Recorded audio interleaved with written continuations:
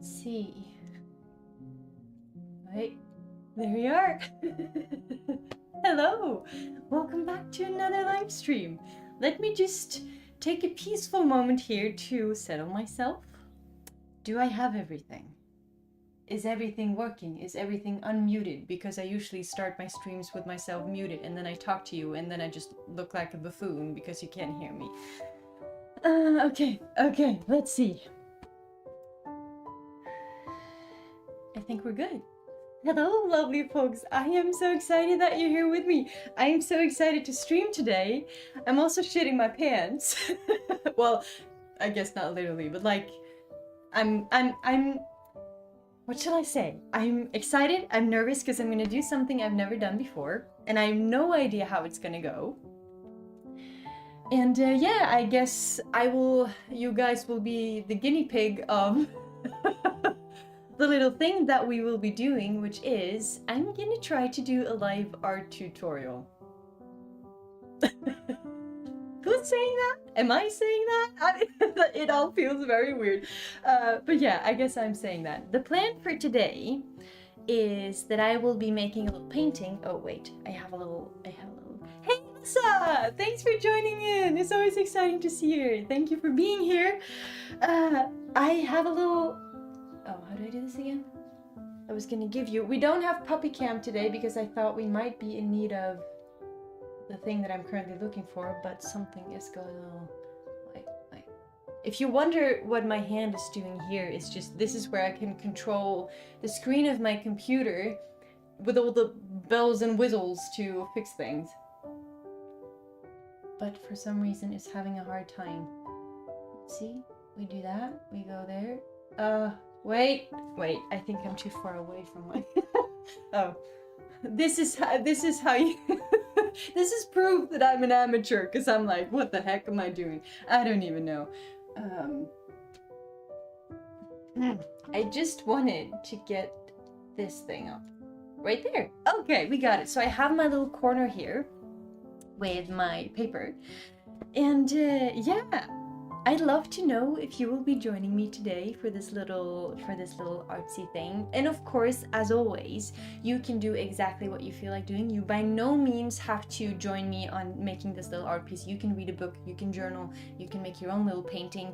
You can even follow along but choose your own colors. It's completely up to you how you want to be using this time. The importance here is that we're together and we're gonna have a peaceful 90 minutes where we make some art, we hang out, we chat. And yeah, hopefully it's going to be a cozy time and also a little bit of an autumn celebration. Now, I don't actually really know how to celebrate that it's autumn, but it sounded nice. It sounded nice for the title, so here we are, we're celebrating autumn. Now, before we get to the little art tutorial thingy, or the art guidance thingy, I have a couple of things I'd like for us to go through because the last live streams we have had like emotional themes, and even though we don't have an emotional theme specifically for today, the overarching themes for these live streams are peace and comfort and taking a moment to just be. That's like what we try to aim for here, regardless of which specific theme we're working with. So hey! Emma, thank you for joining in. I'm so excited. I know you will be following along today, so I'd love to hear afterwards what you think. Because also, like I said, I've never done anything like this before. If you're new here, and you don't know who I am an artist, and I make art, but I am not a teacher. I have never I've never taught. I've never done any tutorial things ever before, so this is like... Yeah, I may be putting myself on the spot here for doing the first ever art tutorial thing I do is live. Yeah, I'm not sure why I thought of that, but here we are. I'm gonna do my best and we're just gonna see how it goes. So before we get started, let's do some deep belly breathing. I really enjoy that for us to get a little bit centered and to get our focus into the presence where we are at right now, because yeah, the days and the weeks ask so much of us and ask so much attention and so much thought effort and so much overthinking, and there's always something to stress and worry about. And I just want to give you a permission slip for today, or for this moment, for this little stream here, to not worry about anything. Let the worries go, let the stress go. Just roll back your shoulders a little bit, get a little bit comfortable. I'm sitting on the floor, you don't have to sit on the floor. But this is my cozy little corner. And yeah, I just like inviting you here. So sit comfortably, just maybe, yeah, roll your shoulders back a little bit, straighten your spine a little bit, and just maybe even smile. Give yourself a little smile, why not? It does something to how we feel about ourselves. And then we're gonna do three deep belly breathing breaths. So we're gonna breathe in for 4 seconds, then we're gonna hold it for 2, and we're gonna breathe out for 6 seconds, and we're gonna do that 3 times. So, are you ready? Let's go. 1, 2, 3, 4. Hold it.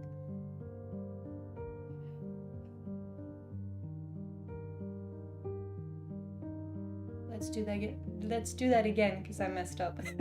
I tried to talk and breathe in at the same time, it didn't work. Okay, again. 1, 2, 3, 4. Hold it. And let it out. Just imagine, just do a little bit of a visualization practice here that you breathe in the good, comforting energies of this little stream right here and of the art that we're going to create. And when you breathe out, you just kind of let out all the stress and all the icky stuff that we don't want to deal with right now. You just breathe it out. Just get it out there. I'm happy to hear that you're happy to be my guinea pig, Emma. That makes me laugh. Okay, we have one more breath. It doesn't seem to be working to breathe in and count at the same time, so I'm gonna be breathing and you do your breath and then we're okay. Okay, so you ready?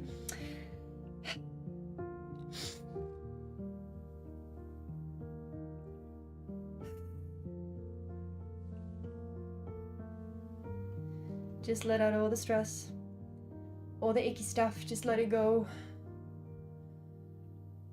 And then just get your breathing back to a normal, comfortable rhythm. We can still keep our attention a little bit at how we're breathing throughout the session, because I think when the day just gets away from us, we start to breathe very much here, and we can, like, without the intention of giving ourselves anxiety, we still give ourselves anxiety because we don't have the presence and we don't have the focus on actually trying to calm ourselves down or just stay grounded. So just keep your breath in mind whilst we're doing this. And then one last thing that I wanted to share and do with you today. Give me a moment here. I just need to find. Hello. Wait. I forgot to bring this. Here we go. There we go.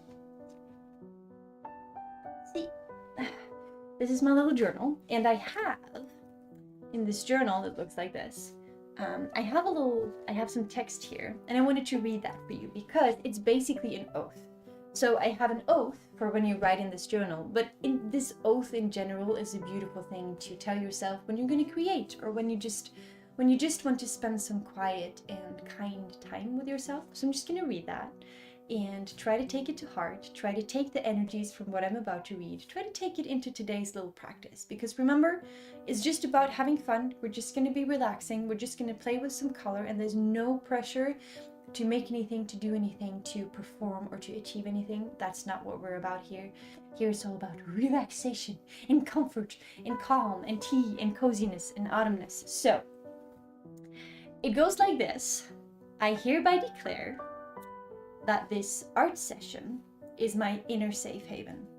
This is a judgment-free space where I treat myself with kindness and with patience. Here I am always enough. Here, through every page, or through every, in this case, through every sheet of paper that we paint on or write on, I honor who I've been and gently grow into who I am becoming.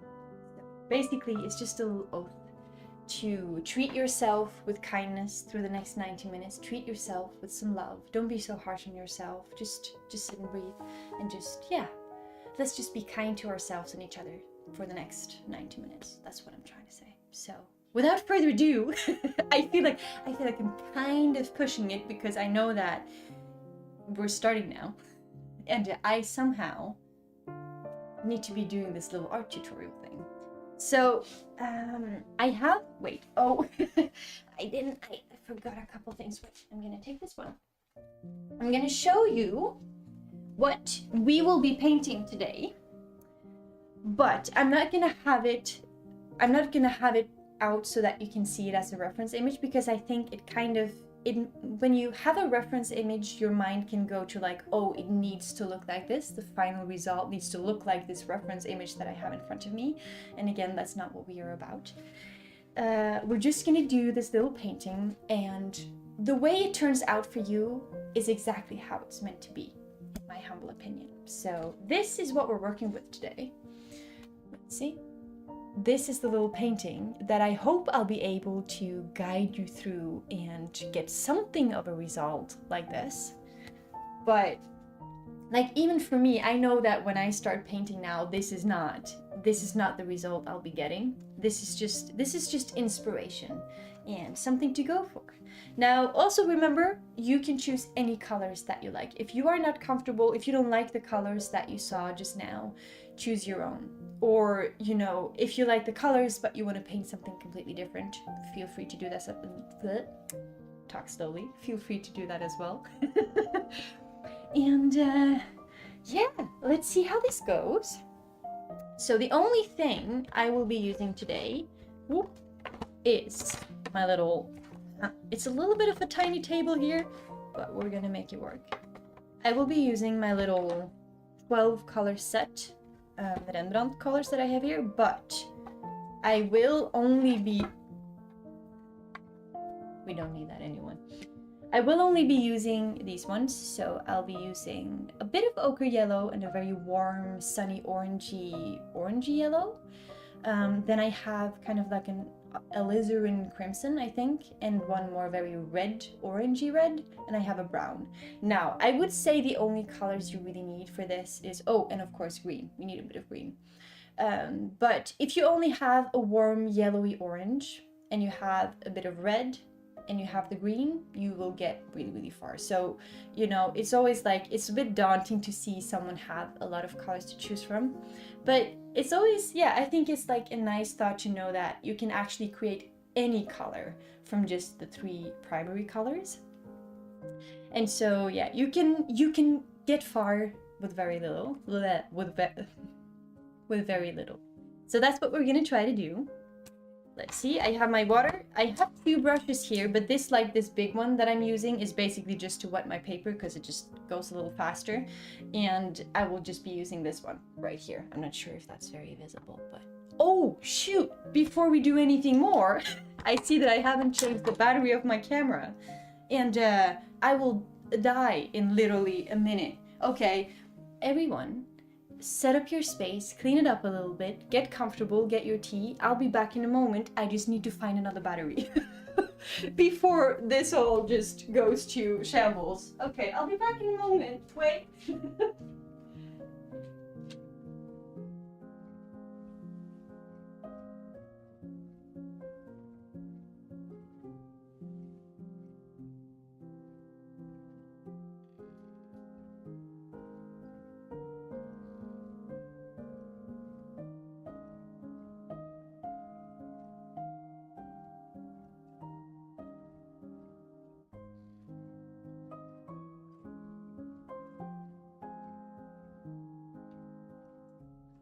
I'm back. I have my battery. So I'm just gonna put that in, and I might turn black for just a moment.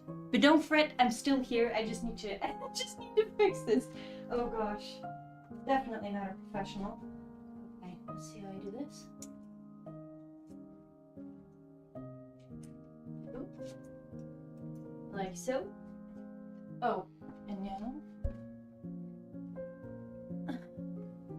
I'm sorry, I'm a little all over the place today, it seems. There we go. And now we should be good. With a full battery. That's way better. Okay. Minor behind the scenes issues here that, you know, you can't take it away because, you know, it's live. So all the little mistakes and things are very much public, but who cares? Okay, are we ready? I think so. I think so. So, we got our colors. Or I hope you got yours. I hope you got your pencils. And the first thing we're gonna do is just do a tiny bit of a sketch just to like outline where we want things to be. Now, my tree is on the right side of the page, but you can always switch it. Like, you can literally do anything with this. You can do the sketch and then just do something completely different. Like I said, you do you, and you do what you enjoy. So, a sip of tea here, resettle myself a little bit. I always get like really excited before the streams, and then like I get a little bit like hyped up, a little bit too much energy, and I just need to remind myself that I can be calm and I can just relax and that everything is fine. So I hope you lovelies are ready. And there we go. So the first thing we're gonna do is I should probably keep it there. Is we're gonna draw a horizon line. Now in this case, I will be doing it about a third of the page. So if you want to see what I'm doing, I have in the left corner, you can see more closely what I'm up to. So when I describe things, just have a little look in the corner and then it makes more sense. So we're gonna draw an horizon line. Thank you, Emma. I'll be just fine. Yeah, I hope so. But gonna draw an horizon line. So we're not gonna draw the horizon line halfway through. We're gonna do it about a third of the page. So there we go. Just draw a straight line. Use a ruler. Use a postcard. Use a book. Whatever works for you. Because this just gives us a very nice guideline of where we want our sun and how we want our lighting situation to be. These kind of things.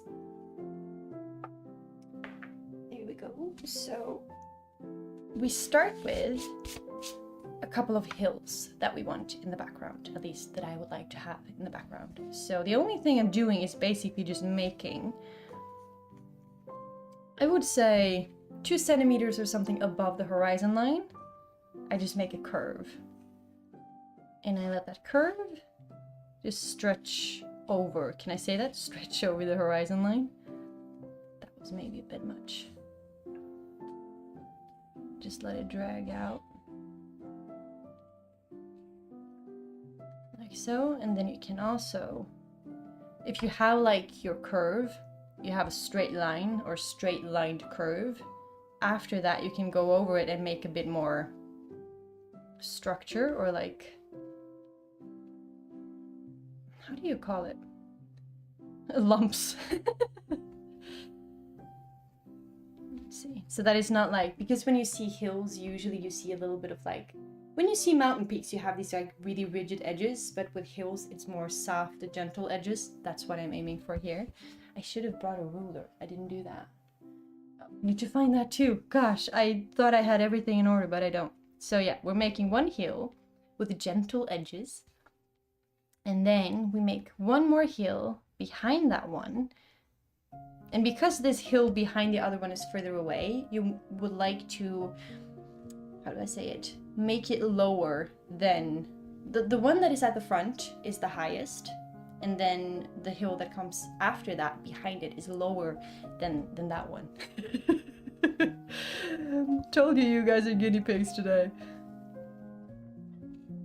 Just gonna add that there.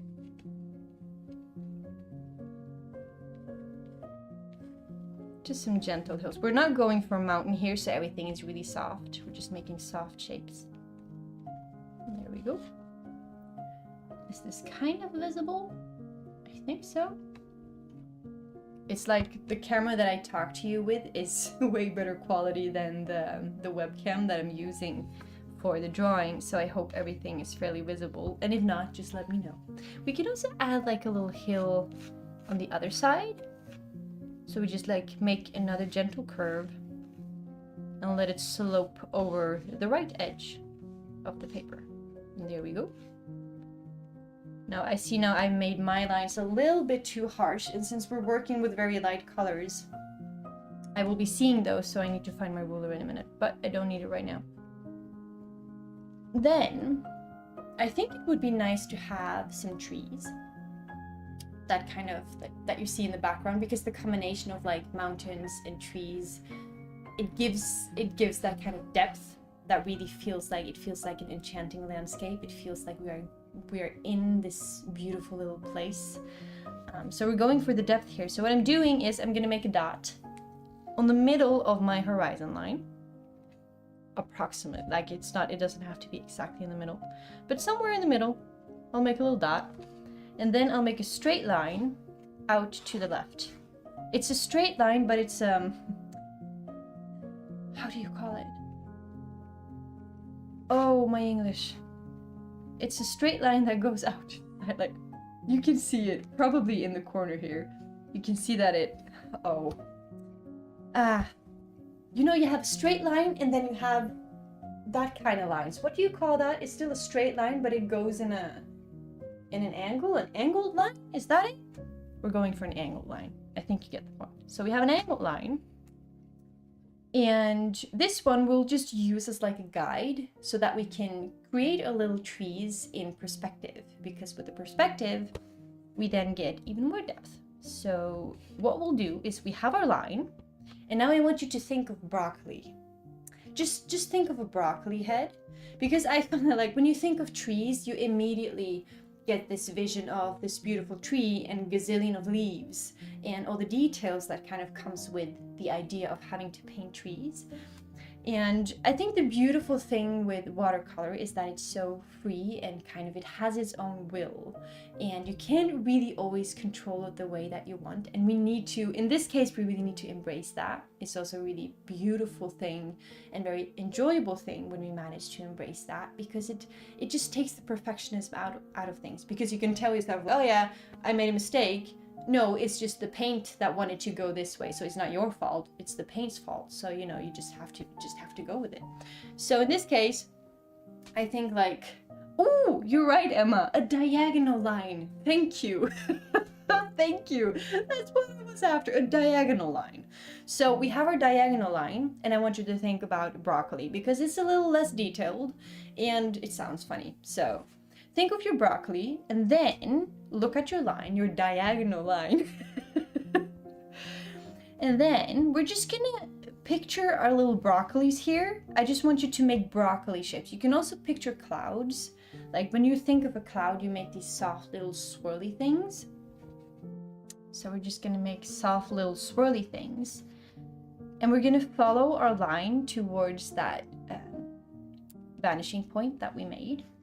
And the important thing here is that our broccolis get smaller the closer we get to the horizon point, or like the vanishing point. So we start with pretty big broccoli heads here, and then they just get smaller towards that point. And again, do this very lightly because we're still just sketching. We haven't even started painting yet. And since watercolor is pretty translucent, you can easily see the pencil strokes or the pencil lines beneath. So just indicate some broccoli heads here. There we go. Which is like we are giving ourselves that mental image of, oh, we want to put some bushes here, or we want to put some trees there. So we have that. I hope you all got your broccoli heads in. Also, if I'm going too fast, if I'm saying something that is not understandable, or if you'd like for me to say it again, please let me know. I'll gladly do so. A couple of more of you have popped in now, and I'm just, you know, we're doing this little tutorial here, but also I've never done this before, so by all means, give me feedback and tell me when things are unclear. I am here to learn alongside you whilst we paint. So yeah, we got broccoli heads, we got a couple of hills, and now we're gonna draw our little main subject for today, which is the big tree, a beautiful green tree. So again, think broccoli. I like broccoli. So we're going to the right side of our paper now, and kind of see your page in 3 sections. So we're gonna mentally divide it in threes. And so on the right side, on the first third part on the right side, we're going to be drawing our tree. So think broccoli again. Or actually, you know what? We can start with a very messy imperfect circle, just to get ourselves started, because like any word can feel daunting when it comes to art. So for now, I just want you to draw a very imperfect, ugly looking circle. Like we're not here, perfect circles do not fit in these kind of paintings, in these kind of sessions. We're just drawing some squibbly lines and some weird curves, and it just doesn't look like much, but it doesn't matter because we're gonna make it work. So yeah, imperfect circle here. There we go. And now we can start thinking about the broccoli. So in this case, how do I describe this? I need to think about it.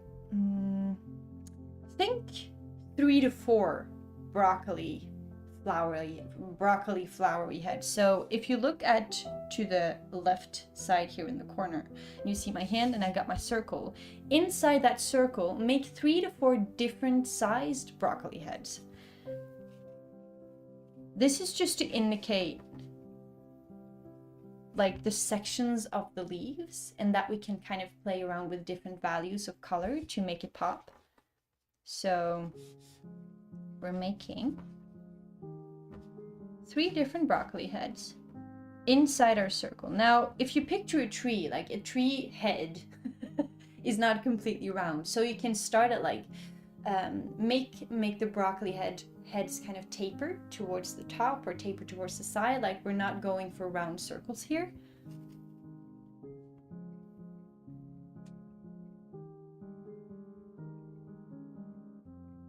Oh, Jessica! Oh, wait! I'm sorry. I'm not sure if it's okay that I said your name. I'm sorry. But I'm very happy that you're here. Thank you for joining. That is so exciting. And yes, feel free to do your own little painting thingy, because here we just do whatever we feel like. And yeah, I hope you can have a little bit of fun and that you find it pleasant to listen to me ramble while I talk about broccoli heads, because that's where we're at this point. We're working with broccoli heads. So turning back or tuning back into the broccoli heads, again, 3 to 4 of them inside your circle. Make them weird, different shapes, because a tree, like humans, every tree is perfectly unique and has perfectly beautiful different broccoli shapes. So try to make it as different and as weird and as funky looking as possible. So I think I got mine going on here. So we have that. Now take another moment to just draw in those, and I will find a ruler because I have been a little bit too heavy with my pencil hand. So I need to, not a ruler, what am I saying? Eraser, that's what I need an eraser. I don't even know if I have one up here. Oh no, I don't want to go downstairs again. This is highly unprofessional. What I need when I start these streams. Okay, I have something that might work.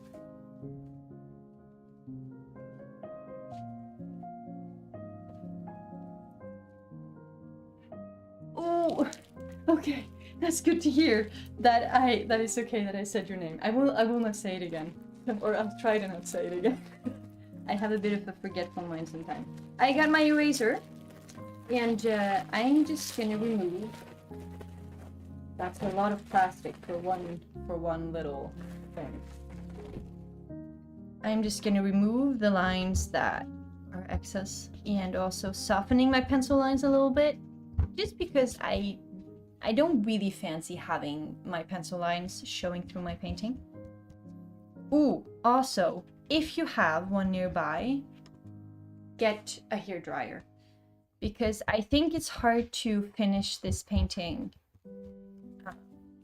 within our 90 minutes or 2 hours if you don't have that, because then you have to wait for every single layer to dry within like half an hour, and then yeah, that just takes a bit long. So if you have a hairdryer, or if you have a heat source, put it close to that.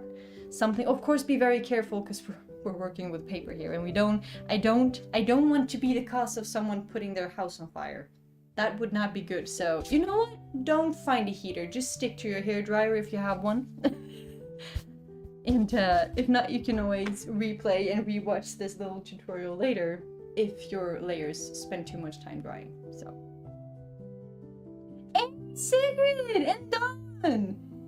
I'm so excited that you're both here. Sigrid, I haven't seen you in so long, or I haven't talked to you in so long. I'm so excited that you're here. Oh, Lindsay! Yay!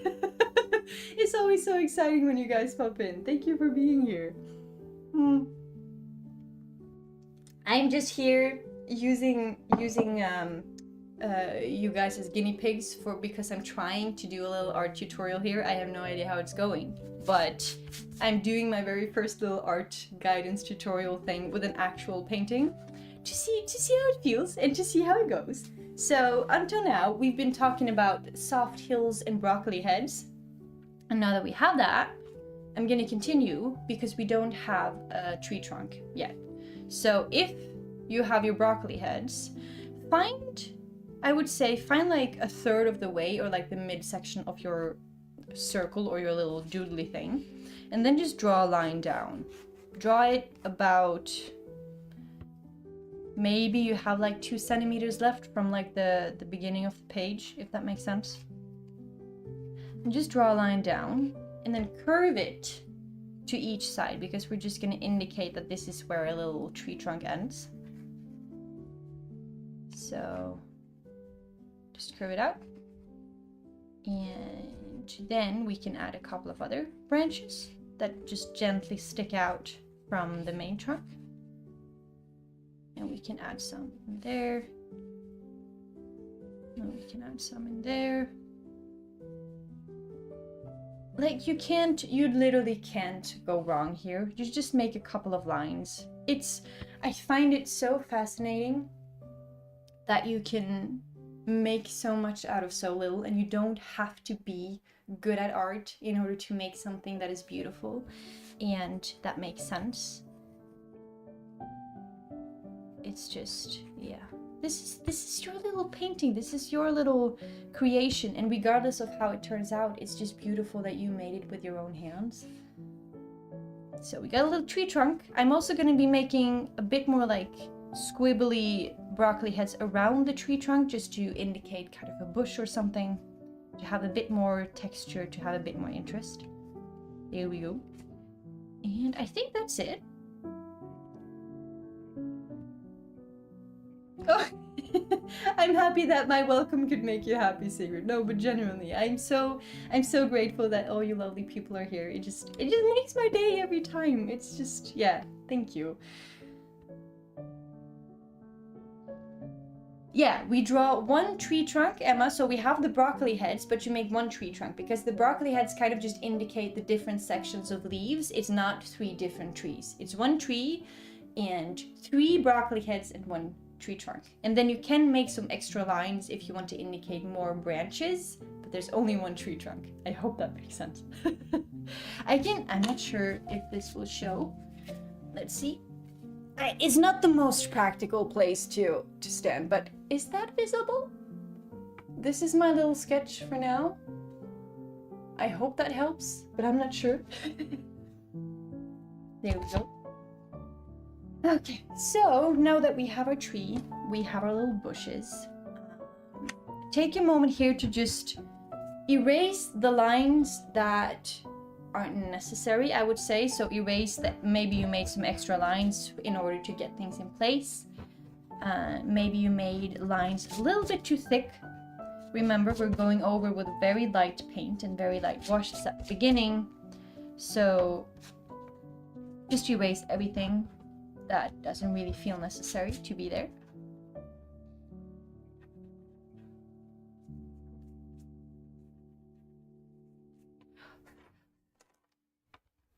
And then, okay, it's good that it's visible. I hope it makes sense, Emma, and that you can kind of see what we're aiming for here. There we go. So I got my sketch. I'm about ready, I think. Just gonna have some more tea and take my time. Let's see. So now we need to be blending our colors. And we are, of course, since we're celebrating autumn, we're going for very warm colors.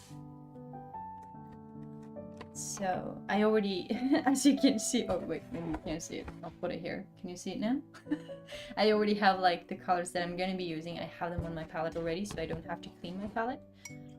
But basically, what you only will have to start out with is a very warm yellow, a very, almost like orangey. Imagine a beautiful orange, vibrant orange.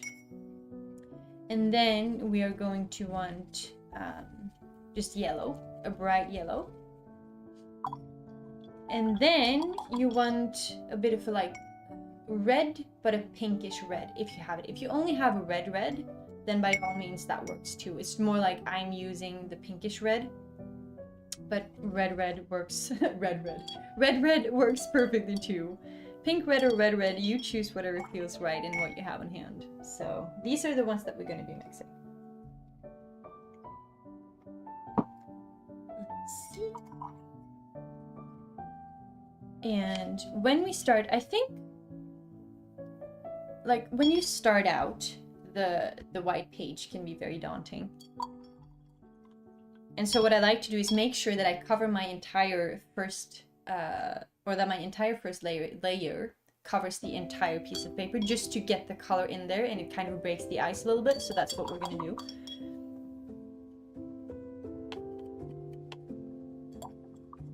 And just make sure that your wash is very, very light, like watery.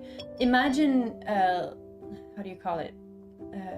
What do you call that kind of? It's not soda. No, it's not soda or juice, but it's the kind where you pour a little bit of some kind of berry thing in, and then you pour the water in, and then it becomes this. Then it becomes a drink, but it's very diluted. That's kind of the consistency we're going for. If I just could know the word for that kind of a drink, that would make the whole thing easier, but I can't think of it today. So just a very, very diluted paint here. You barely want to be able to see it.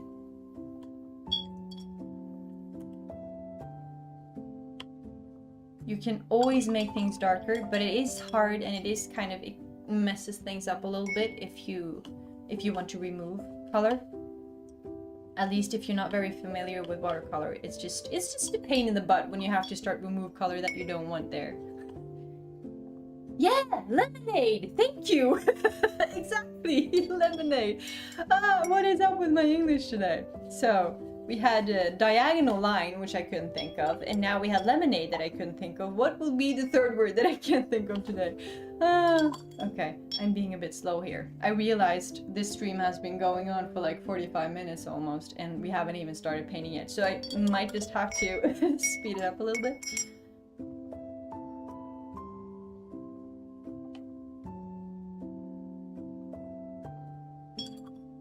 But yeah, very, very light washes. You know what? Add the green as well. Since these are basically the 4 colors that we're working with, make a very light wash of the green as well. If you find that the green that you have looks very cold, which I do, I have a very cold green here, just mix in a little bit of yellow. Mix in a little bit of yellow, or like an orangey yellow, and it will make it nice and warm and very fitting to our theme here.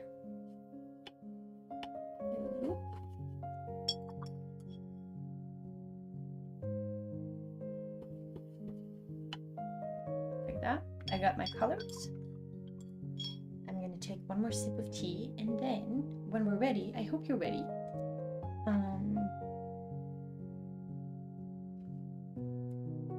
Yeah. Are we ready to paint? I'm ready to paint. I hope you are. And if not, you know, just take your time with things. You can also, I think, go back. Yeah, you're right. The bilingual world.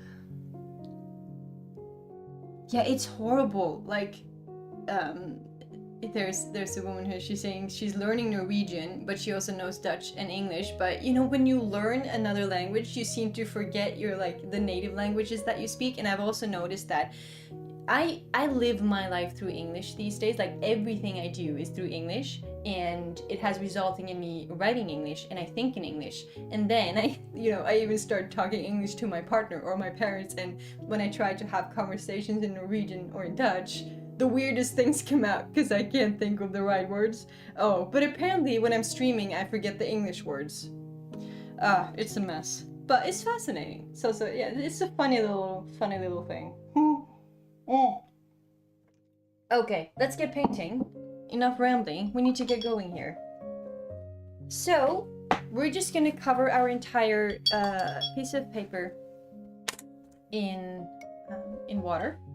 So just take, if you have a bigger brush, it's more efficient, but you can do it with a tiny brush, but if you have a bigger one, just do that. And the only thing you're gonna do for now is just cover your entire piece of paper in water. Just really, not drench it, but like cover it up nicely. With a clean brush, of course. If not, then you start out with a color that you don't want. There we go.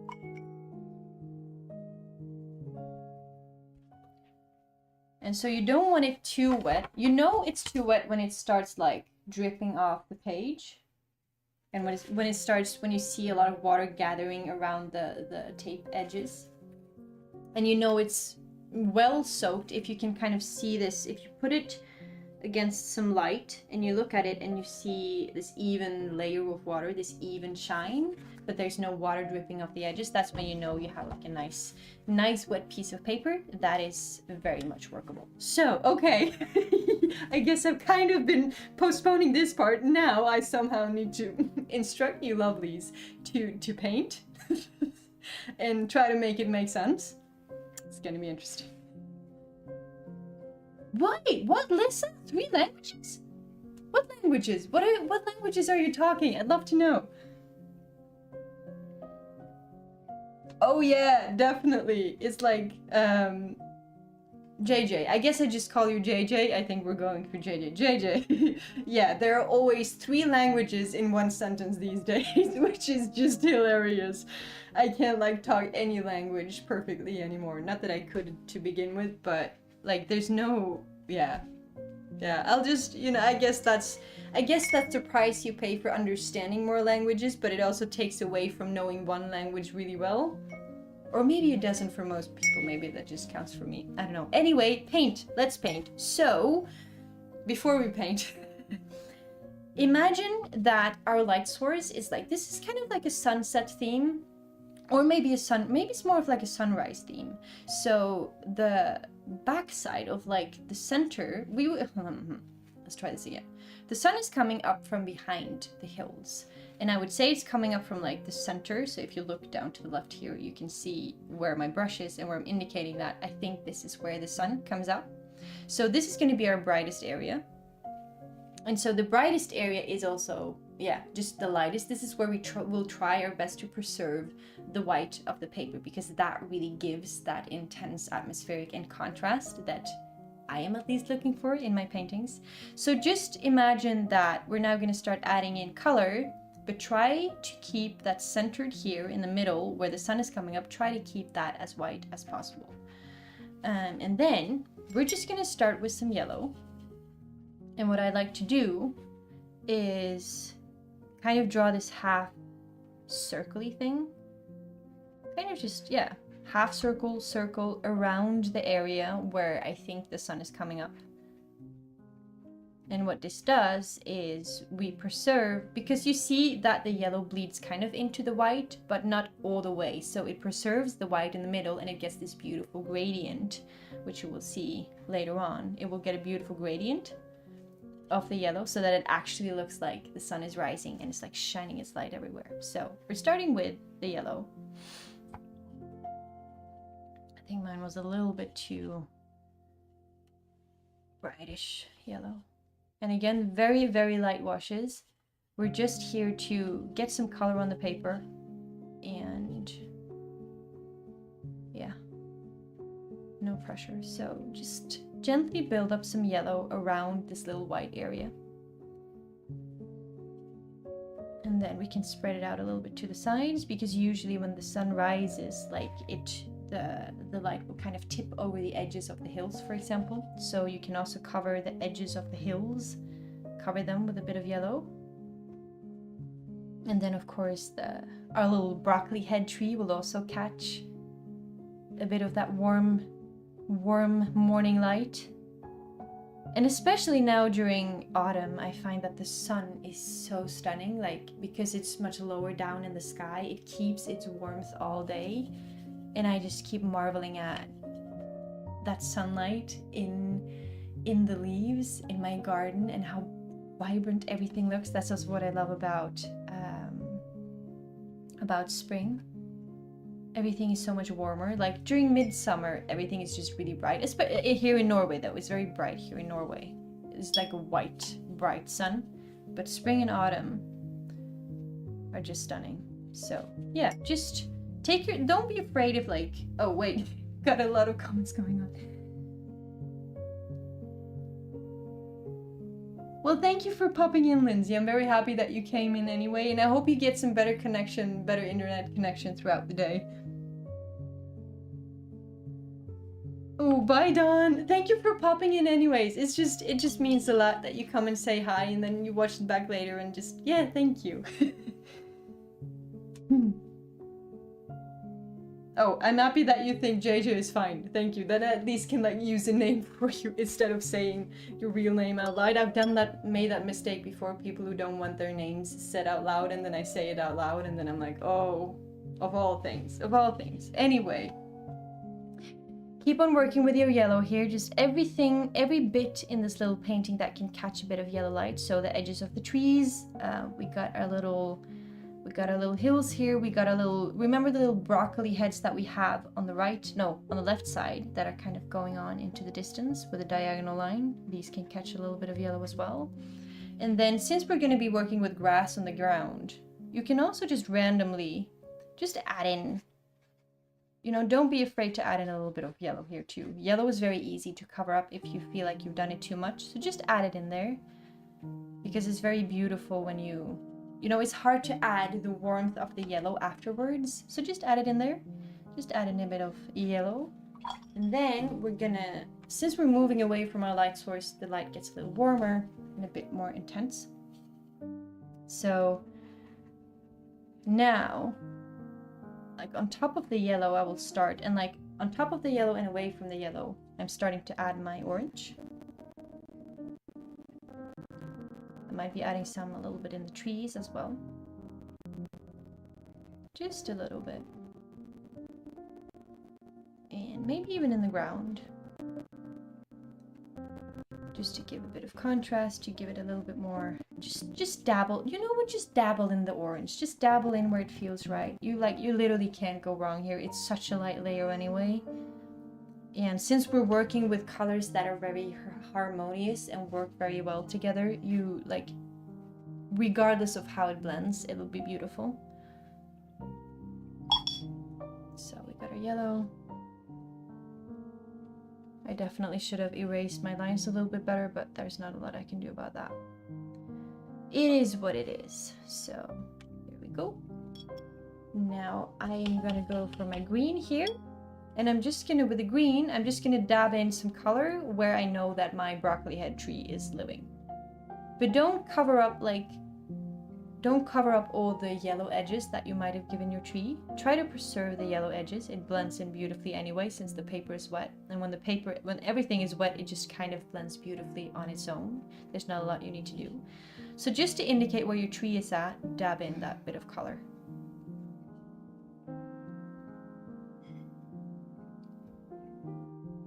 Bushes.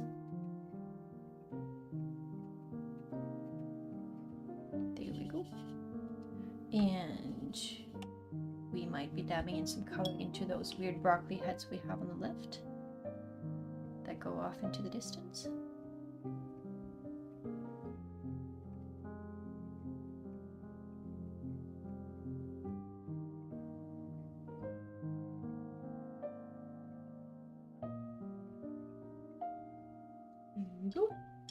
And just have a little look if your paper is still wet. And if it's not, you can add a little bit of water. Just make sure that you do not want to go with fresh water over the colors that you currently have, because then everything will just bleed out. If you need more water on your page, either dry it up with a hair dryer, or make sure that you just add the water at the places where you don't have any color yet. And try to stay away from the color that you do have on there. And so now I'm just going to be taking my pink. The pink reddish is for the sky. Gives this beautiful soft morning vibe. And that I'm just going to, oh yeah, my water is definitely, my paper is definitely a bit too dry here. So I'm just going to add in a little bit more water, so that it blends a little bit better. Just try as much as possible to preserve your lightness here. Keep it light, keep it airy. We can always add more contrast, we can always add more color. Now we're just covering everything just to kind of break the ice. So my paper is a little bit wet again, so now I'll be going in my sky. And I'm adding that pink reddish, let's see,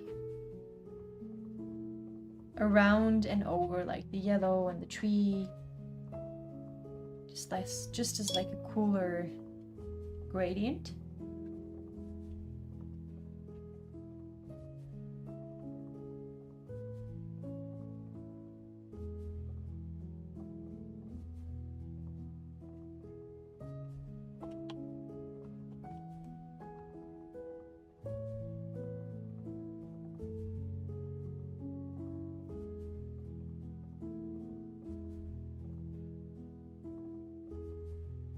Just dab it around a little bit until you're happy with how it blends with everything. I'll be adding a little bit more green to my ground because we're working with grass here. So I'm also just adding that in.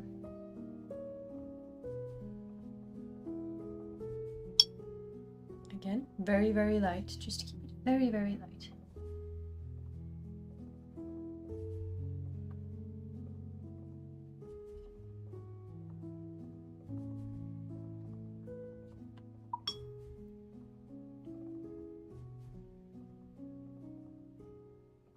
And whilst the paper is wet, you can still like thicken your colors a little bit and go over it again. But it's really important that if you go over colors that are still wet, make sure that there's the third word I can't think of, that your puddles are thicker in consistency than the ones that you started out with. If you want to avoid those those blooms that you often see. That happens when you have too little pigment in your paint. So just make sure that if you go over paint that is still wet, make sure that the puddles and the consistency is a little bit thicker. Cool. And just gradually, for as long as you see that your paper is wet, you can just keep on intensifying the colors a little bit. So now I'm just going over my tree again and just emphasizing where I put my broccoli heads.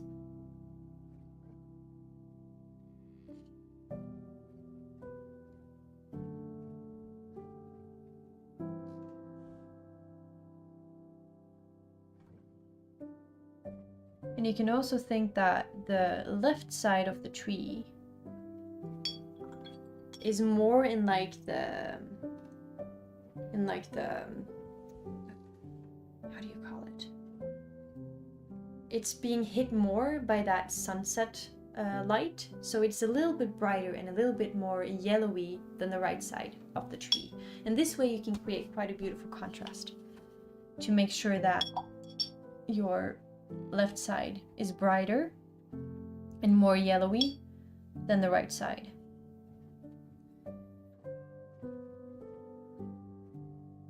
Oh, okay, wait, JJ. The part about pigment. Okay, so what did I say about the pigment?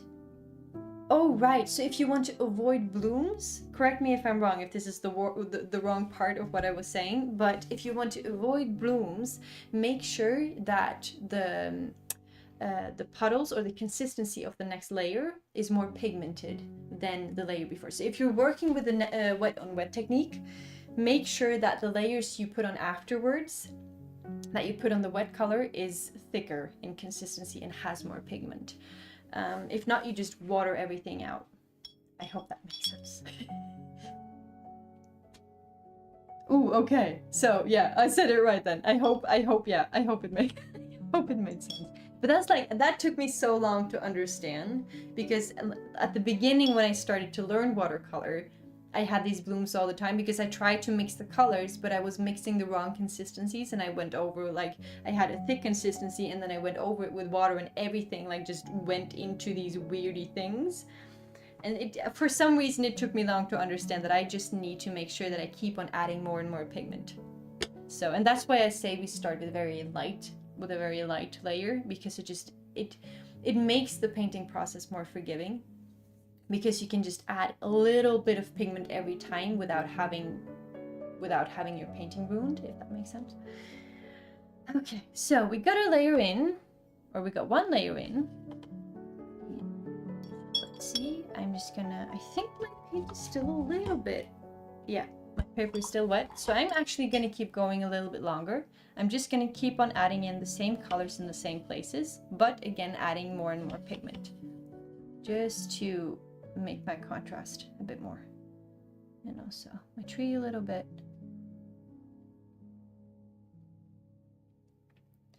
And I think the beautiful thing with, like, the brush can do so much work for you.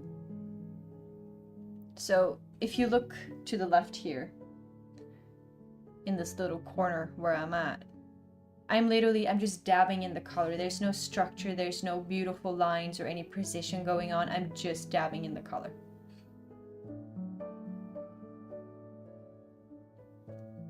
And I would highly recommend to just keep, just be careful to keep your highlights, be careful to keep certain areas really bright. You can always cover it up later, but if you preserve more of the light areas now, you have, I would say, more control and more space to play with light and contrast towards the end. That's at least that's what I find. Also, try to keep your green that you're working with very warm. For now, we're just working with a very warm color. We start working with a bit of colder color when we really want to get into the shadows of things. So good bush.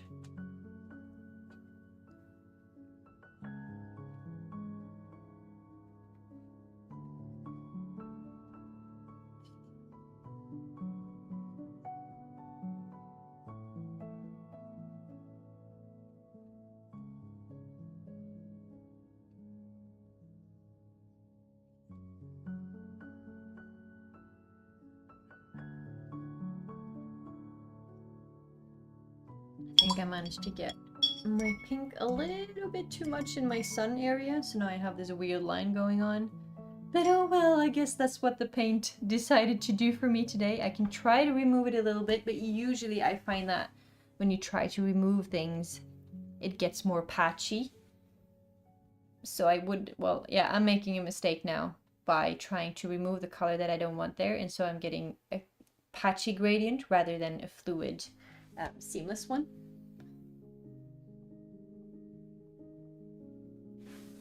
Oh, I love that, JJ. Just embracing it as, like, yeah, it's, but I think that's the thing with watercolor. It is a very intuitive medium, or it can be if you allow it to be that. Like, I found that, I found that watercolor was, like, at least in the beginning, it really got to my nerves because I was such a perfectionist. And I think that watercolor has been a huge thing for me to teach myself to not be a perfectionist, because I cannot control it fully and I just need to give into how it kind of moves around.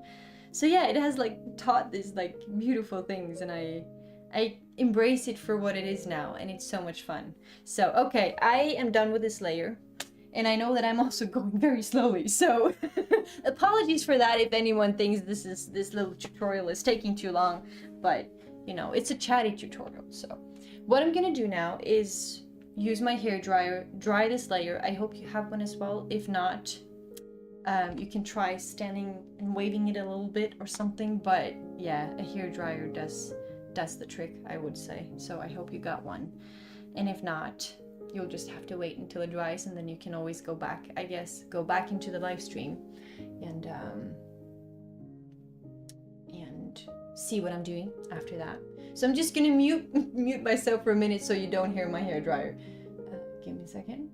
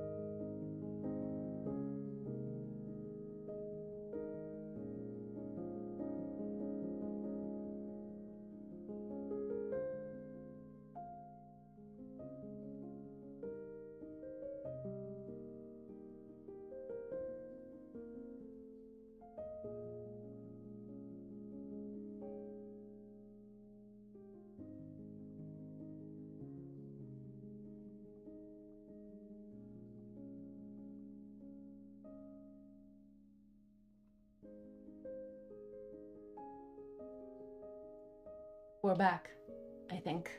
I got my dry layer. Also, my leg is cramping up because I'm sitting in this, like, you know, this meditation position. My leg is... Oh, wait. I need to try and stretch it out, I think. Okay, not the most... I can't actually recommend to sit and paint like this, especially not for a longer amount of time. But we're here now. We're doing it. So... basically what we're going to do now is do the entire thing all over again. Only we're going to go in with more intense colors this time.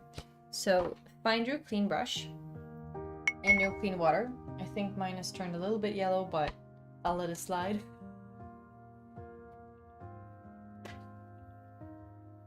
Oh no, I'm sorry to hear you don't have one, Emma. Oh, that sucks. Yeah, it's very convenient both, you know, both for your hair, but most importantly, like if you want to keep working with watercolor, you have to own one. I bought the one that I have now. I bought it for my hair, and I think I've used it for my hair like twice. It's only been used for art stuff. But yeah, try to wave your painting a little bit around, or if you have a heating source, very carefully hold it a bit closer or something. It might also just dry reasonably on time. I'm sorry that you now... Well, I think, like, if you're impatient and you want to keep going and you can't dry it, just keep working with the colors, but keep adding the pigment, if that makes sense. Just keep making your puddles a bit thicker, at least so you don't get the blooms. But since I just said, like, I've dried it and now I'm just gonna do the entire process all over again, I'm literally gonna wet my entire paper and start adding in more intense colors, but at the same places. You can do this as well. It's just more like, I think it's more for me, like, I prefer to be able to dry it in between, but it's not a must. So yeah, I'm just gonna wet my paper all over again. Now, I would recommend, since it does lift off a little bit of the color, make sure that you wet the bright area first. Don't like drag the most pigmented area into your bright color, because then you probably will get a bit of a muddy sun. We don't want a muddy sun, we want a bright sun. So just add in the water, make it all wet, but not too wet. It's not supposed to be completely dripping. Just when you look at it like this, it needs to have this beautiful shine. Like so. And then I'm going to be making my puddles again. I should probably have done that first. Yeah, definitely. Make your puddles before you put on the color. No, make your puddles before you put on the water. That's what I'm trying to say. Oh, shoot. I got some splattered some pink color all over the place.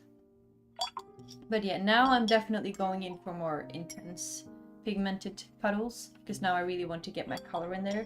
Now I know that many people paint with watercolor because they like the transparency and the airiness of it. Whilst I really like to make things contrasty. So of course you can choose for yourself how contrasty and how deep you want your colors to be. If you like the amount of color that you have now, then by all means just keep it as it is. I just really like, yeah, I like to make it as contrasty and as deep in color as possible. So I've got a much deeper yellow now. Wait, I'm actually gonna start with my pink now. And I'm just, instead of trying to fill the whole sky in one even layer, I'm just kind of brushing it in, because it helps with creating like these faint clouds. It helps with adding a bit of interest in the sky. So if you keep some patches a bit lighter than others,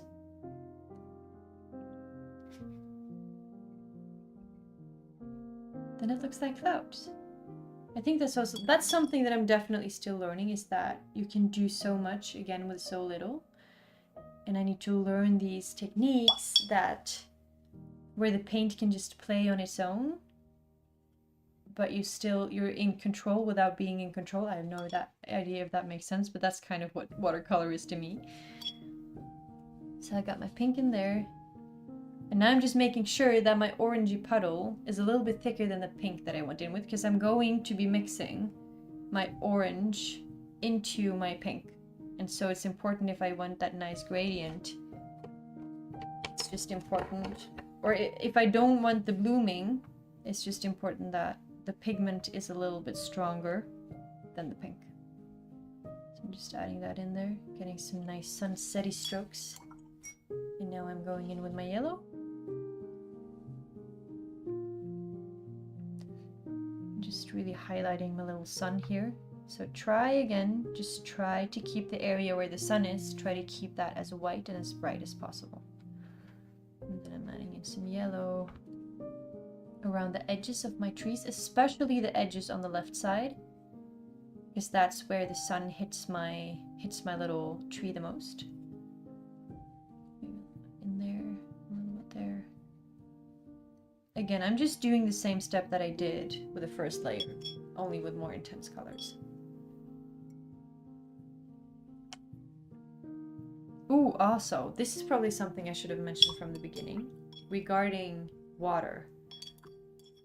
To avoid messing up your colors annoyingly much, which I did at the beginning, which was such a headache, because usually you see people use watercolor with just one glass, but no, you need two, because first you clean your brush in one glass to get out the paint, and then you put it in the second glass to get out like the excess and get the clean water into your new puddles and your new paints. Honestly, if you haven't done that, I swear it's a life changer. That made the biggest difference to my color vibrancy and ability to manipulate color. It was simply having 2 glasses of water to keep my puddles clean. So, can highly recommend that. Now I'm just going over my hills a little bit. Now I'm trying to keep, the hills are far in the back, so I'm trying to keep them very soft, very light. Just a little indication that they're there. And then this time around, when I'm working, I'm not going to work on my tree yet. I'm going for my little broccoli heads on the left side down here. I'm making the color a little bit cooler than I did before, because the further away you get from something, or the further something gets away from you, the cooler the color gets. The color just deflates, and how do you call it? The color gets more diluted. I hope that's the right word. The further something is away from you. Now, why that is, I don't know, but I know that that's the technique you use in painting in order to get depth. So we're going for a little bit of a cooler green for those broccoli head bushes that are further away from us, whilst our tree will be very warm and very contrasty.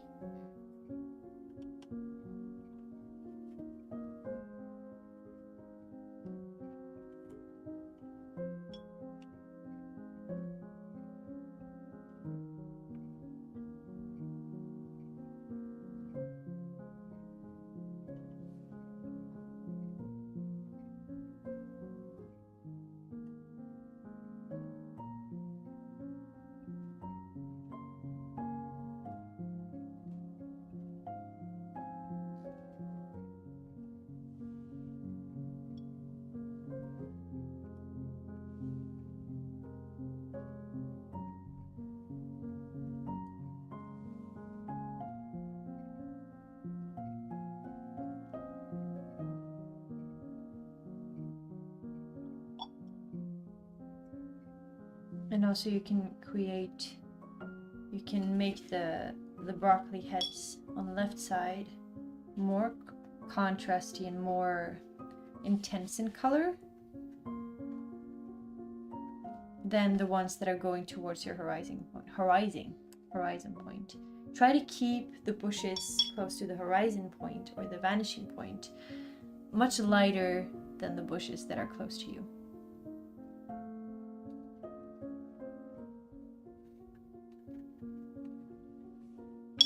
And if you feel, how do you call it? If you dare to be a little bit free, just dab in some color wherever it feels right. Like again, I like what JJ said, just focusing on the intuitive aspect of things. Allow yourself to just play and see what happens when you put a certain color somewhere. I also find what's very beautiful about watercolor is you can just start dabbing in color and have no idea where you're going, and then 10 minutes later you see a dragon, or you see a house, or you see an entire forest, or like the shapes just kind of emerge, like when you lay on the grass and you look at clouds, and when you just stare long enough you start seeing all these beautiful shapes. I find watercolor is very good at that, it really invites your imagination to do fun things.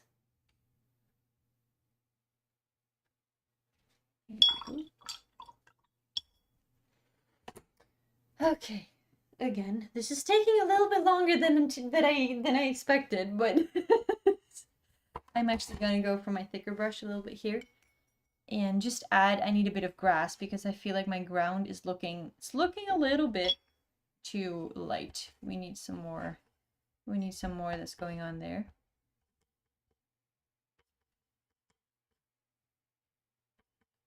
So I'm just gonna start adding in some stripes. I'm not gonna cover everything. I'm just gently making some horizontal lines.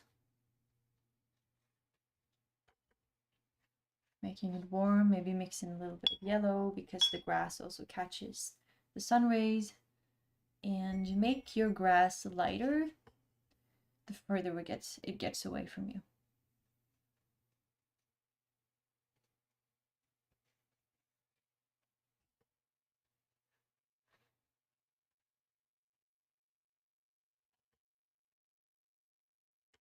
Again, give yourself time to just add the layers. There's no rush. You can always keep painting after this live stream is done as well. Give yourself give yourself the time to just play around. You literally can't do anything wrong here. There's no wrong thing to be done. So got a bit of grass going on. Ooh. And now I think it's time. It is time to work on our tree. So I hope, I'm not sure, but Emma, I know you don't have your hair dryer, so I hope that maybe now your painting is getting a little bit drier, so we can work with it. We're gonna go for a tree now, and hopefully your painting is somewhat dry. Or it might feel, how do you call it? Not dry, but like moist to the touch.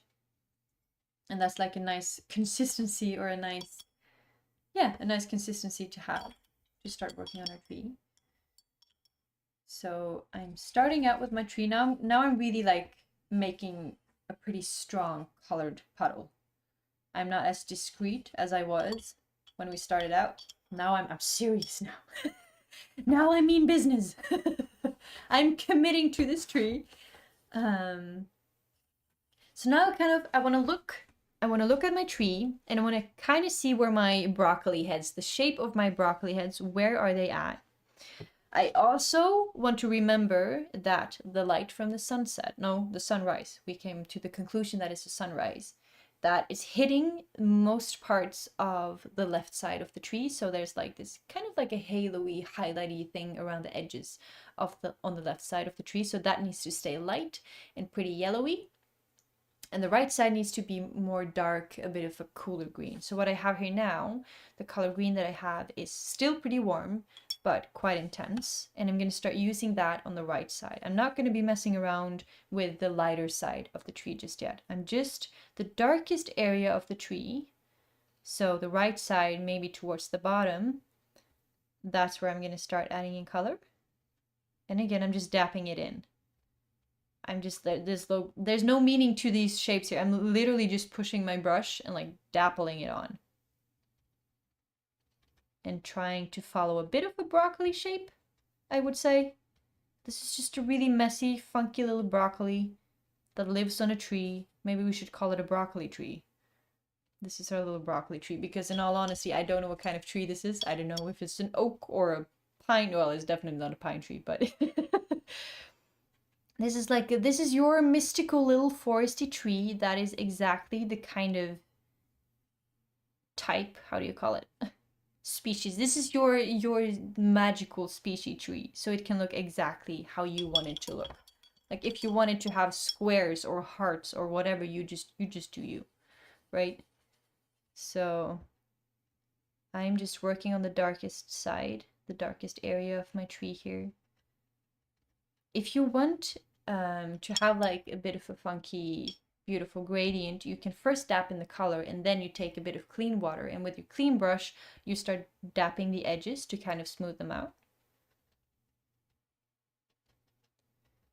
And then you get this beautiful combination of hard edges and soft edges. I have never been good at painting trees. I still am not good at painting trees, so how this tree will turn out, I have no idea. But I'm embracing it because it's my magical little non-existing tree. It's my fantasy tree, so who cares what it turns out. I'm gonna keep on working. I'm making my puddle a little bit cooler, making my tree a little bit cooler, and I'm gonna keep on working on the darkest side.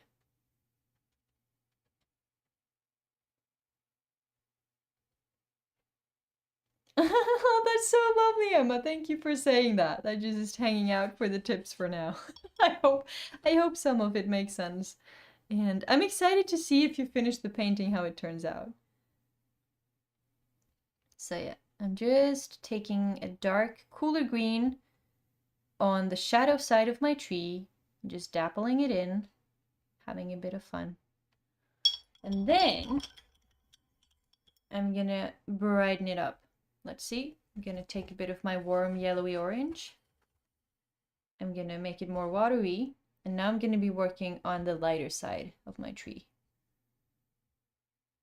Just dapping it in. I will not make the dappling as close and as dense as I did on the shadowy side. Just to keep it light and airy. I think that's like, if you're just good at keeping a balance of light and dark, it doesn't really matter what you paint. It just becomes interesting to look at, which I find really cool. Like this tree of mine doesn't make any sense, but that doesn't matter because I do manage to preserve my highlights and I do add in quite a bit of contrasty, shadowy parts. And so it just becomes a nice thing to look at.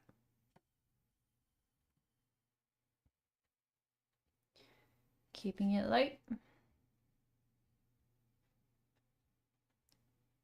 Keeping it going. And then I'll use pure yellow for like really the edges of it. And I'm working with pretty dense colors here.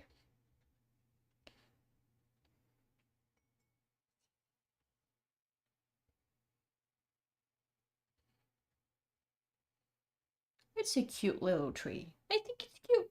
I like my tree. We are making some progress here.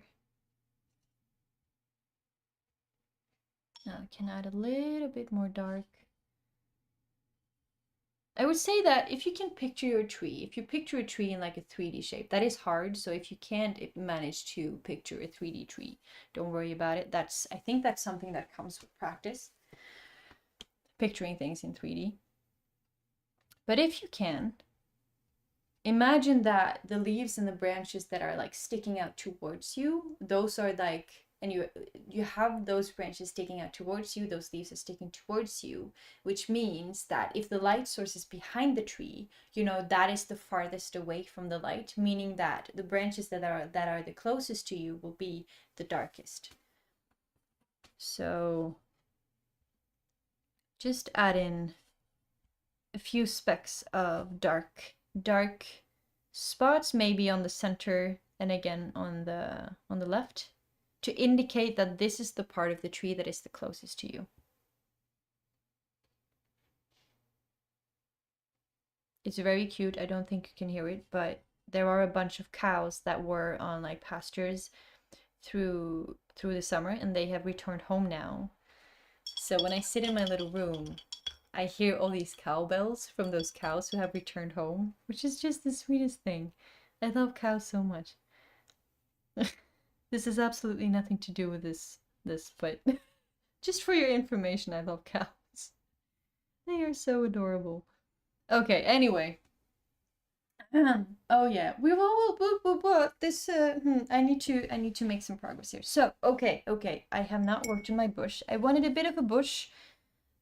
These bushes that are under the tree are a bit denser. Like a bit more, yeah, just denser than the tree itself. So these are allowed to be a bit darker, I would say. So just dab in a bit of green. Just dab it in dark, contrasty. Don't be afraid to just put it in there and see where it takes you. There we go. Got some bushes. I'm also going to take a bit of a darker color for the broccoli heads on the left side. The closest one I will give a bit more texture and make a little bit more darker, just because it's the closest one. And if I give that a bit of detail, it will make the other bushes behind it look farther away. If that makes sense. There we go.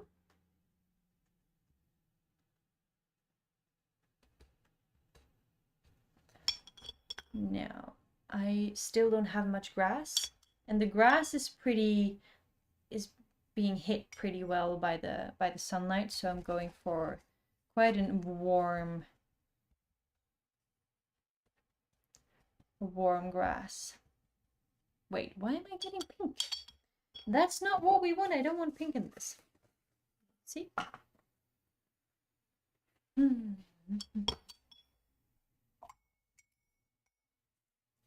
You can, of course, if you like, dry up your tree and your bushes, but at this point we're working. It won't interfere that much with each other. But if you're afraid that your grass will start interfering with your tree, then by all means dry your layer first. I think that the more you dry your layers in between, the more control you will have. So I know that when I have this big painting project going on and I really want to be as much as I can in control of my painting, I am very frequent with my hair dryer. Use it very frequently. And I'm also working in a lot of different layers. And I start out with very soft layers. So I'm just adding in. Here we go. Adding in my green.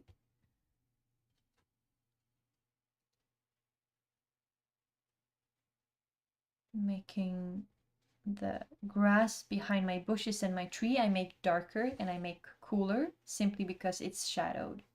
This is in shadow, so this is allowed to be cooler and darker. And then the grass towards the sun is much lighter because it's being hit by the light.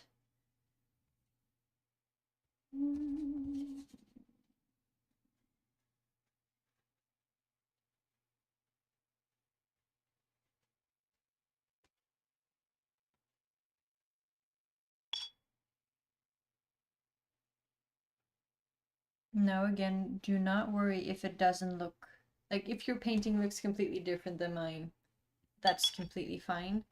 Like I showed you at the beginning, I showed you what kind of, this is the painting that we're going for, which I've painted before, and I can by no means replicate what I've done here. I use it as a reference image. Oh, I don't have more toilet paper. But so yeah, I'm just going with the flow here and creating it with the same colors and with the same intentions, but it's not going to look the same. And that makes every little painting unique. So there we go. Okay, we got some grass. We're getting somewhere. We're getting somewhere, yay! I have been a bit slow today. But then again, I've never done this before, so I guess it's fine. Just tapping in a little bit more warmer. Hey, buddy! Hi, Bam Bam! We have a little buddy showing up. What are you doing? Are you leaving me again? He came inside to say hello to me, not to you. He's apparently being not very social today. Oh, thank you. My partner just got me a glass of water, but made sure he stayed out of frame. Oh, I definitely needed that water. I've been rambling on, haven't I? I can definitely feel that. Let's see. Yeah, Bam Bam didn't want to say hi. Next time we'll do puppy cam again, I promise.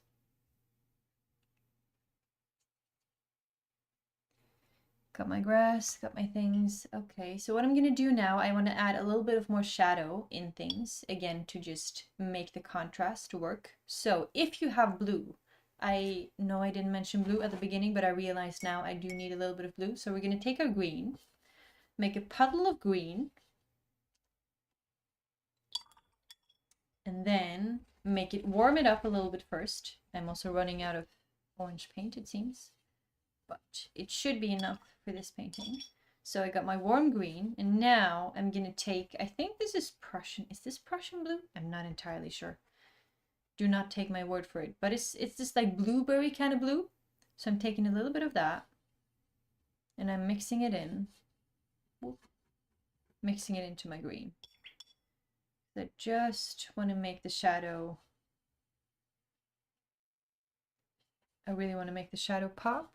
I'm not entirely sure about this green. And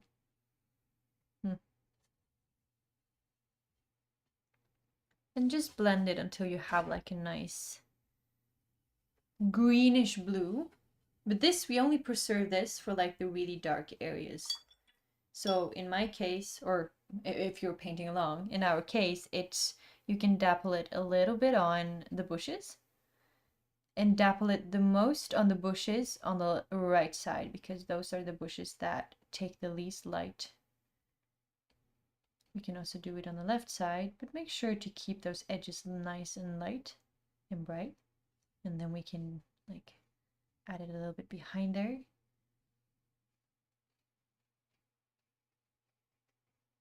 There we go. Make it a little bit more pigmented. It's a little bit too washed out.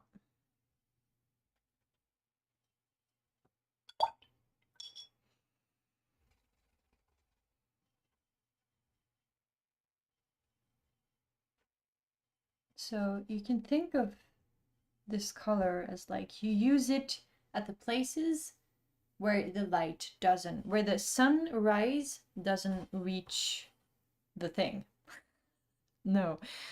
Picture it as like we're gonna put this where the sunrise doesn't reach the object. So in this case, I would say the center of my lowest broccoli head on my tree. That's where I'm gonna start dappling that in.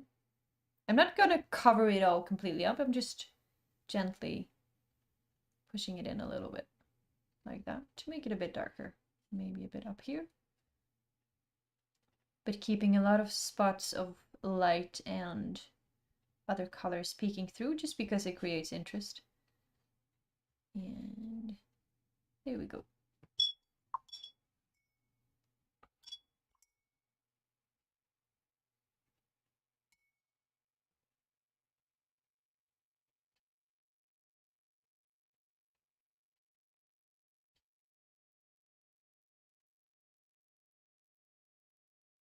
And just smudge it out a little bit.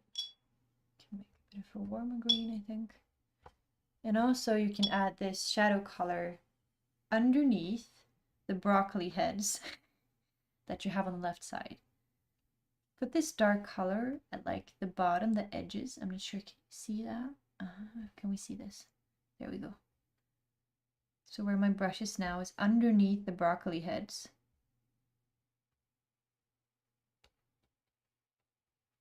Just gonna add it there to the places where I think the sun doesn't reach the ground.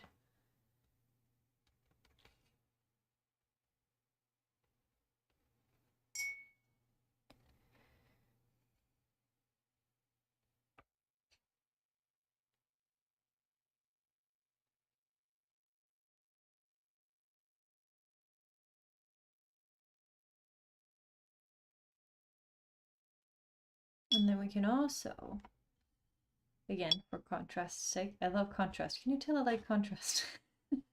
Keep talking about it. I will add a little bit of it on the grass as well, especially at the front, just making these gentle lines.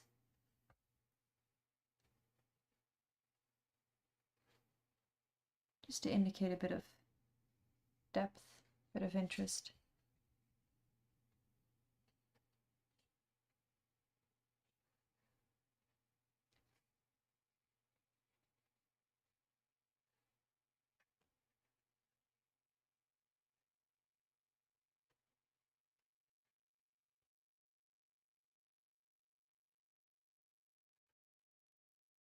And again, you can't do anything wrong. Just dab a little bit in. Do the things that feel natural, that feel intuitive.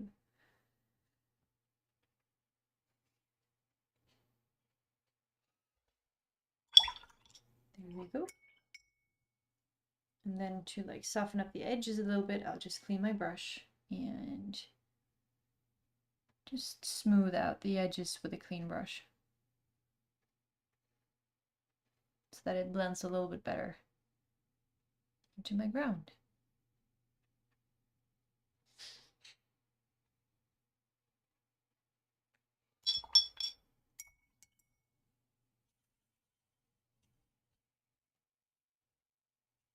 And as you can see, these colors are just, they blend beautifully together. So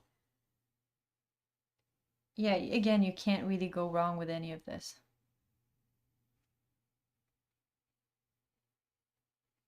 You literally can't.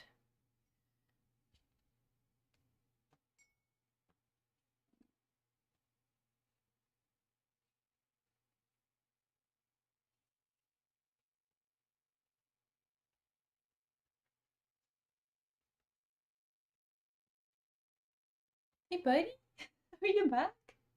Huh? My door is right there, so he comes. Usually in the evenings, I sit with the puppies and my love. We have like this big bed and then we read books and these kind of things, and we do that with the puppies on the bed as well. We have this big like sheet of cloth that the puppies lay on the bed. And during the live streams, you know, I do this in the evening, like before. So this is usually the time when I sit on the bed with the puppies and my partner. But now I'm not doing that. Now I'm sitting here. So Bamboo's like, he comes peeking around the corner and wonders where I'm at. I'm like, why are we not cuddling up in bed? Why are we not having our evening time? He's definitely a routine pooch. He likes to have things go the way they usually go.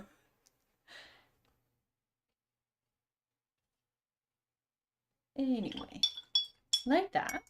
So I'm fairly pleased with it. So what I'm going to do now is just dry my entire layer, and then I basically just have my my tree trunk left. We don't have a tree trunk left, so that we don't have a tree trunk yet. So we need to do something about that. I'm just going to mute myself for a moment. Wait, you go. How long have you guys not had any music? Where did the music go? Wait, oh wait, the playlist is probably done. Let's do something about that. Is the music back? Let's see. Yeah, we got some music again. I'm gonna mute myself for a minute just to hair dry my painting.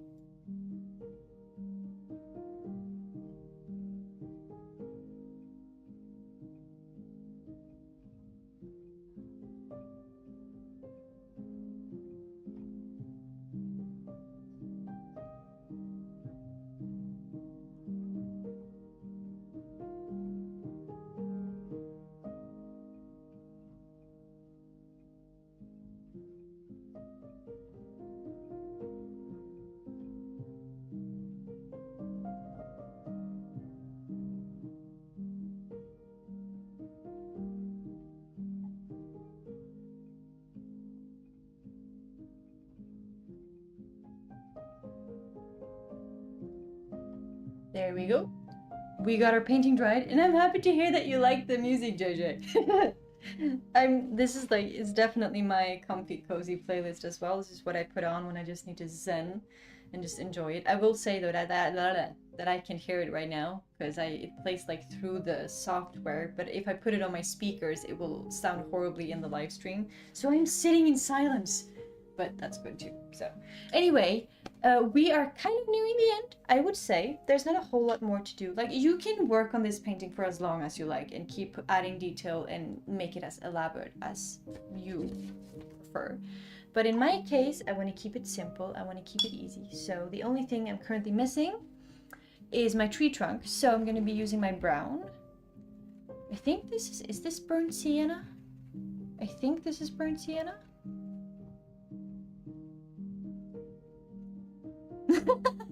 Good to hear that you hear it beautifully. And I'm happy that you like it. It's always fun to find people who enjoy the same music style that you do.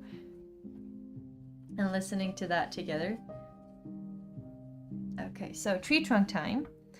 I can hardly see it, but we're gonna make it work. So I'm just gently. Now that it's dry, you know, I can just put my wet on dry technique and the color doesn't just wash away. So don't do this when your painting is still dry, because then your tree trunk will dissolve into a gazillion different colors. And right now, that is not what we want. So I'm just gonna add tree trunk right there. Adding in some branches.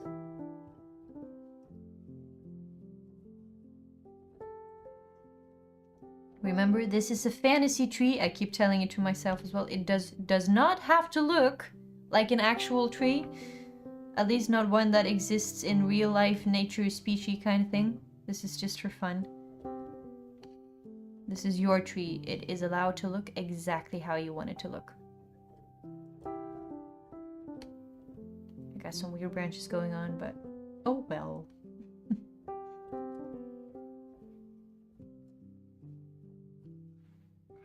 Just have fun with where you want them to see. If you...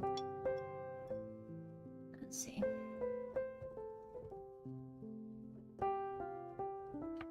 This is like the stage of the painting where you just add on the colors and the layers that you want to make it more like yours.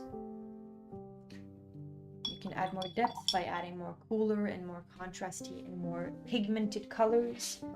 You can add in some, if you have some other mediums like gouache or colored pencils, it's really fun to go over with that after you've done the watercolor part. I really enjoy, especially colored pencils. That's my go-to. I always end my paintings with colored pencils. I won't do it today, but that's usually what I do. It adds beautiful detail and beautiful texture. Let's see, I do want a bit more contrast. A little bit more. Don't feel like it's dark enough. So I'm just gonna take a bit more of my blue and my green, making it a little bit muddy. There we go.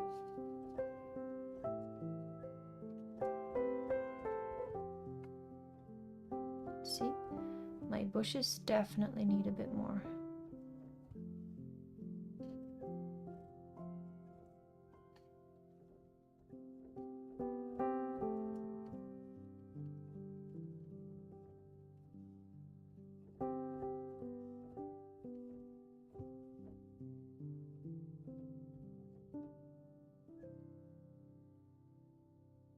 Maybe add a bit more to my tree.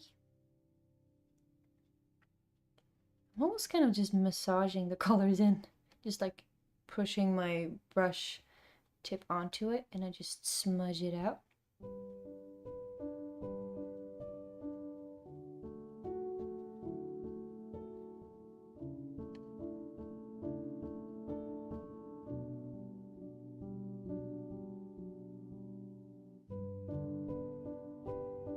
Making it darker, making it more contrasty.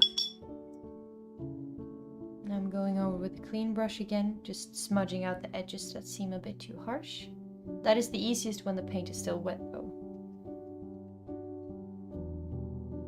If you try to smooth out edges that have already dried, you will get more of like a patchy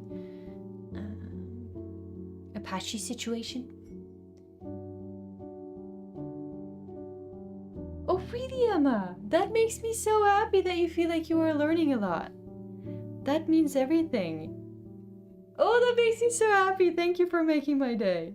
I had no idea if I could even talk about paint in a way that makes sense to anyone. I just, you know, every painting process is so in my head. Everything happens in my head. And I just was really curious to see and do this challenge of what happens when I try to explain the things that are going on. So yeah, I'm really happy that you enjoyed, Emma. Thank you for saying that. There we go. I'm liking where we're going. I'm also getting very, very hungry. I haven't had, it's like almost 9 o'clock. I didn't make time, or I didn't have time to eat my dinner before I got started. And I made this fantastic bolognese, vegetarian bolognese, and it's just waiting for me in the kitchen downstairs. And I definitely noticed that my mind is thinking less about this painting and more about the bolognese in my kitchen that I desperately want to eat. But I'm getting there. Definitely getting there. So there you go. Adding a little bit more depth to my broccoli bushes. Remember, everything that goes further away from you, or further away from you in the painting, that is, gets lighter, less contrasty, gets cooler. Everything that is closer to you is warmer, has more contrast, more depth. If you stick to simple principles like that, you can easily create something that really speaks, that really has atmosphere, has heart. I'm also gonna add a little, oh no, shoot, I wanted to have more yellow for my hills, but I see now that it's completely empty. That's inconvenient. I cannot work on my thing. Oh, I can mix this a little bit. I'm mixing my bright yellow with a bit of burnt sienna, which seems to be working okay. So I'm just gonna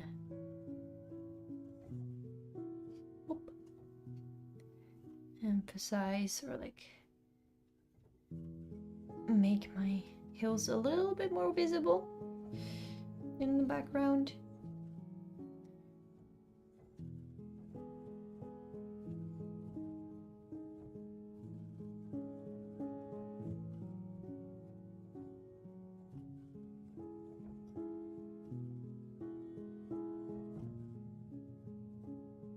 There we go. Keeping it very light because these hills are far away. And I'm basically just now, we've gotten all parts of the painting is in.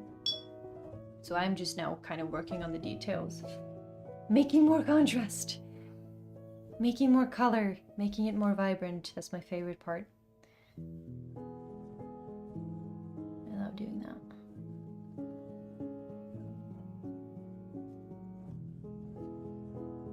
There we go.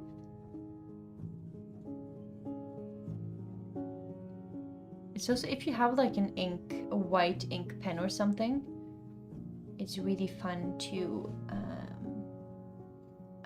use it, like you dapple it around the edges. So you have your branches, for example, around your tree trunk or the edges of your leaves. Just make tiny dots with this white pen. Like, it doesn't have to make sense, but it just makes it pop because you get this really bright white that stands out from everything. And that's, I find that really satisfying.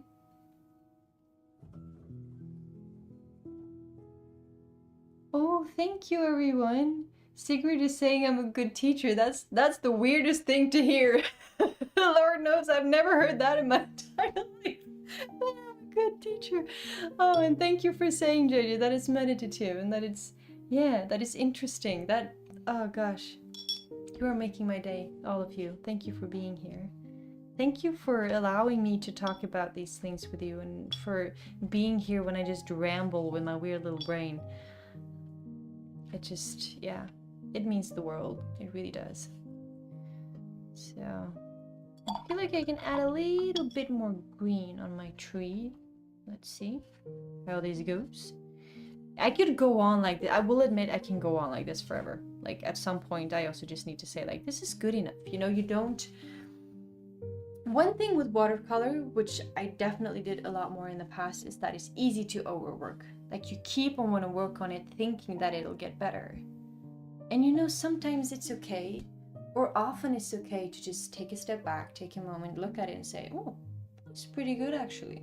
I like it. It's not perfect. Could have done this better. I could have done that better. I could have changed this. I could have started it like that. I could have ended it like this, but it doesn't really matter.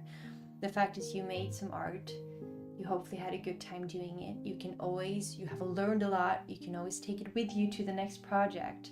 At some point, we need to just step back and say, hey, I did pretty well. I did pretty well. Give yourself a little pat on the back and say that you did pretty well.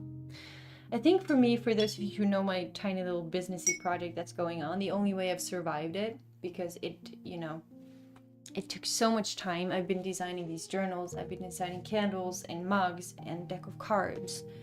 And the one principle I had for myself when I started out was that I'm aiming for good enough. So it doesn't have to be perfect. It doesn't have to be exactly how I'd hoped or had expected of myself, because I knew that I wouldn't finish a thing if that would be my standard starting out. I was just like, I do the best I can right here, right now. Maybe I have more skills tomorrow. Maybe I have a better brain tomorrow. Maybe I feel better this and then. And you know, maybe I need to practice more, whatever. Yes, you can come up with all these reasons why things need to be different than what they are. But I think you give yourself a lot of creative freedom and peace if you just acknowledge that this is what I made here and now. And for this moment in time, it's just as good as it can get, and it's good enough. And I'll take it. I'll take it. I know for myself I can improve in so many ways. Like I am definitely not like a professional, good, amazing artist. And I realized I don't want to be that either. I realized that I want art. For me, I want art to be something that brings me joy, that brings me hope, that brings me an outlet for emotions, and also an opportunity to bring more beauty into the world. And it's okay for it to just be that. I don't have to become the best. I don't have to become the most technically skilled somebody. It's not about those things. Anyway. I am getting there. I hope you are... I have no idea how your paintings are going if you're joining. I hope it's going okay. If you have any questions regarding the painting process, let me know so I can have the opportunity to help you out if you need it.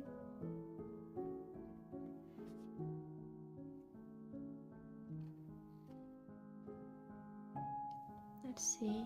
Ooh, okay, so since you're here, and I seem to like telling big plans in live streams, just because I have the opportunity to talk, I think, but there's a huge project going on for me personally, and I think that this little live stream right here was a part of that, like subconsciously. I didn't intend for it to be connected to it, but I think it is. And yeah, how should I put it? Expect in a month or so, these live streams will go on to another channel, but I'll share more about that later. But yeah, we are all of this and a lot more, hopefully fun stuff and peaceful stuff will find its way to you through another channel. It's I didn't plan on saying anything about it, so I'm not sure why I did it just now, but I guess, okay, it's out there. I am creating a different channel. I'm also going to be posting on this one, absolutely. I'm not abandoning A Traveler of Worlds. I would rather say that the other channel will be... It is the heart and the soul of the things that I want to put effort and energy into. And A Traveler of Worlds will be like just more the vloggy kind of things, and the other channel will be a true passion project that has emerged the last couple of months, and I cannot wait to start sharing that. I've been working so much on it behind the scenes, and it's like, it's almost scary to say it out loud. But yeah, there is a different channel in the works that is very much art and healing and growth and emotional and comfort centered. It will hopefully become something that can become just a peaceful place to be when the world feels too heavy, I think. That's what I'm aiming for.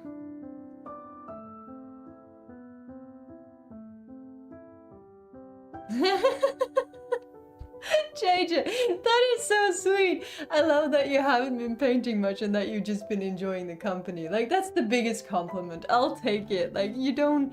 That's the fun thing, right? You don't have to be here and feel like you have to do something. You can just hang out, even read your book, just drink your tea, eat your biscuits, and just enjoy the company, I hope. But yeah. Oh, thank you for saying that you look forward to that. Yeah, it is. It's scary and it's interesting, Emma, definitely. Yeah. I don't really know yet how to put that all into words, but it's coming. It's definitely coming. It's definitely coming. So, anyway, okay, so we're at that place where I can tell myself that I could have done this so much better. I could have done this differently. I feel like the first version I painted was better than the one that I painted now, but honestly, again, it is what it is.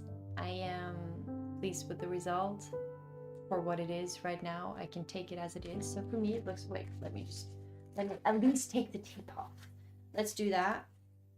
I think I deviated from the guiding part quite a while ago, so I hope that this like ending of the painting, that there aren't too many questions left in the air. Let's see. Oh, this tape is a little bit too good. Too sticky. Let's see. Oh, come on. I'm a little bit impatient because I'm so hungry. Let's see. There we go. Woo. Oh, I'm happy that you like the texture of the clouds, Nissa. Did you paint a lot? Are you happy with what you created? Let's see. Okay. We can also, for now, just remove this little... Let's remove...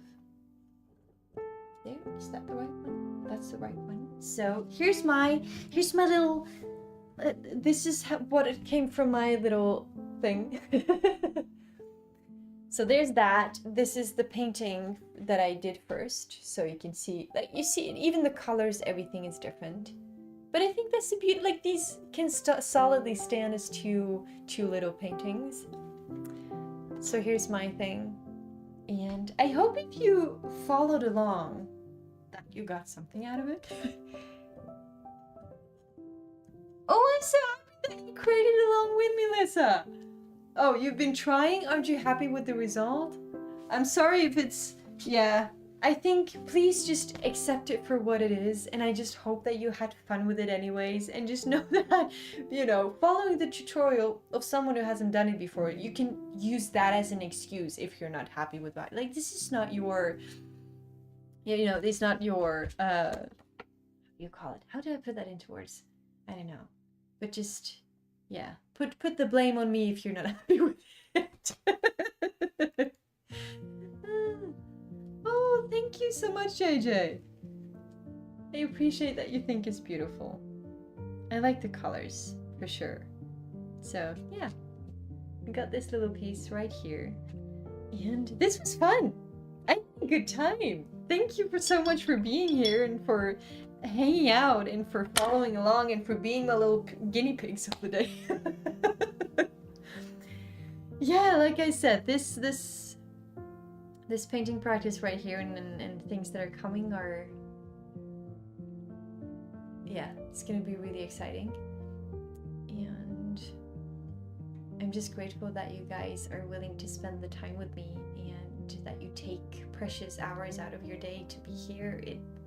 It blows my mind, and I'm truly grateful. Oh, I I love how you describe it, JJ. A dream world, a dreamy fall fantasy. Oh yeah, you know. Yeah, that resonates. I like that. And yeah, I love using bright colors. Like, color to me is nourishment to my soul. That's what I need in order to live. I need color in my life. That's what makes me happy beyond anything else. So I'm happy that I could spread some of that color with you guys. And yeah, I'm still definitely dreaming about that bolognese, so I'm gonna go get that in a minute. But yeah, thank you so much for hanging out. Also, if you'd like, feel free to give me a little like on the live stream. that would mean so much. Just a little reminder if you'd forgotten. I never know how to say that, but yeah, it would mean a lot if you hit the like button. Just yeah. But know that if you don't hit it, I'm still so grateful that you were here, that you hang out with me in the chat, and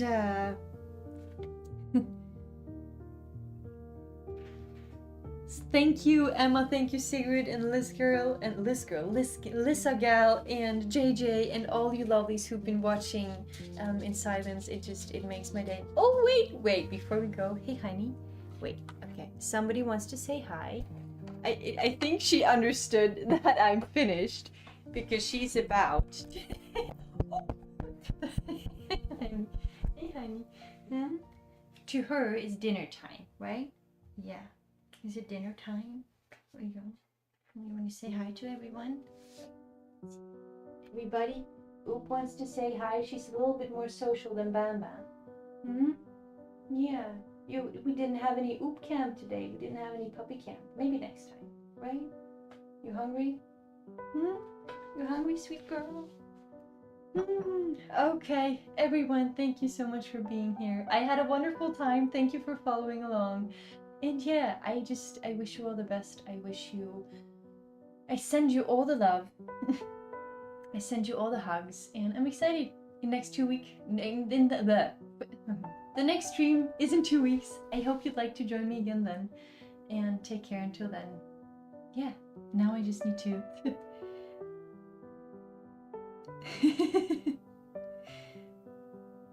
Yeah, thank you for being here. Okay, I need to find the off button, which is always like that awkward part where I am done talking, but it's like a couple of seconds of silence because I need to find the thing. Wait. Okay, we have an off button, everyone.